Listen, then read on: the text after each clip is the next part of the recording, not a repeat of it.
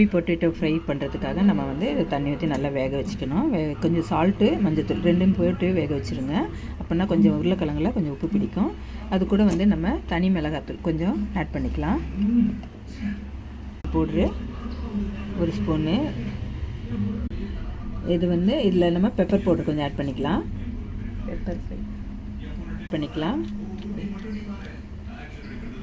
இஞ்சி பூண்டு விழுது கொஞ்சம் போட்டுக்கலாம். சேர்த்துட்டு அது கூட உப்பு ஆட் பண்ணிக்கலாம். கொஞ்சம் இதுக்கு தேவையான அளவுக்கு உப்பு ஆட் பண்ணிவிட்டு நல்லா அப்படியே சேர்த்து கலந்து விட்டுக்கலாம். கையிலே கலந்து விட்டுக்கலாம்.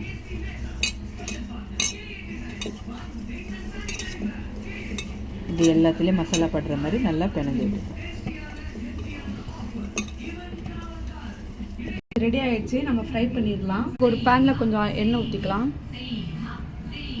கடுகு போட்டிருக்கு. இது கடுகுக்கு அப்புறமா கொஞ்சம் சோம்பு போட்டுக்கலாம். அதுக்கப்புறம் சீரக்காய் போட்டுக்கலாம். இதெல்லாம் நல்லா இது பண்ண பிறகு நம்ம செடி பண்ண இது போட்டுக்கலாம்.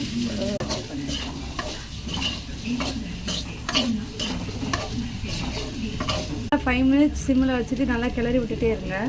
சிம்மிலே வச்சுட்டு இது கிளறிக்கிட்டே இருக்கணும், இல்லைன்னா கரிஞ்சிரும் மசாலாலாம். அதனால் நல்லா இப்போ இது ஆயிடுச்சு. நல்லா கிளறி விட்டு